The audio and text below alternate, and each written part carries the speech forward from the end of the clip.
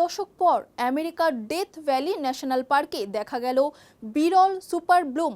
অস্বাভাবিক বৃষ্টির ফলে মরুভূমি জুড়ে ফুটেছে রঙিন ফুল এবং এই প্রাকৃতিক বিস্ময় দেখতে ভিড় বাড়াচ্ছেন পর্যটকরা। তবে পরিবেশ রক্ষায় জারি করা হয়েছে কড়া নিয়ম। চলুন এই সংক্রান্ত আরও তথ্য দেখে নেই বিস্তারিত। প্রায় এক দশক পরে আমেরিকার ডেথ ভ্যালি ন্যাশনাল পার্কে ফের দেখা গেল বিরল সুপার ব্লুম। বিশ্বের অন্যতম উষ্ণ ও শুষ্ক এই মরুভূমি এখন রঙিন ফুলে ঢেকে গেছে। ধূসর বালির জায়গায় হলুদ, বেগুনি, গোলাপি নানা রঙের ফুলে তৈরি হয়েছে এক বিস্ময়কর দৃশ্য। 2016 সালের পর 2026 সালে আবার এমন ফুলের সমারোহ দেখা গেল।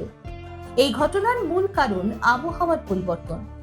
সাধারণত বছরে খুব কম বৃষ্টি হয় এই অঞ্চলে, কিন্তু 2025 সালের শেষ থেকে 2026 সালের শুরু পর্যন্ত অস্বাভাবিকভাবে বেশি বৃষ্টিপাত হয়েছে।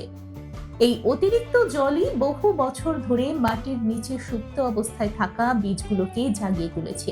বিজ্ঞানীরা জানান, এই বীজগুলো বছরের পর বছর বাঁচতে পারে এবং উপযুক্ত পরিবেশ পেলেই দ্রুত অঙ্কুরিত হয়। সুপার ব্লুম বলতে বোঝায় যখন মাইলের পর মাইল এলাকা ফুলে ঢেকে যায়। ন্যাশনাল পার্ক সার্ভিস জানায়, এমন ঘটনা খুবই বিরল এবং নির্দিষ্ট আবহাওয়ার উপর নির্ভর করে। চলতি বছরে ডেথ ভ্যালির নিচু এলাকায় সবচেয়ে বেশি ফুল ফুটেছে বলে দাবি করা হয়েছে। তবে এই সৌন্দর্য বেশি দিন থাকবে না। মার্চের শেষ পর্যন্ত নিচু এলাকায় ফুল দেখা যাবে। এরপর তাপমাত্রা বাড়লে ধীরে ধীরে ফুল শুকিয়ে যাবে। তবে এপ্রিল থেকে জুন পর্যন্ত উঁচু এলাকায় কিছু ফুল ফোটার সম্ভাবনা রয়েছে।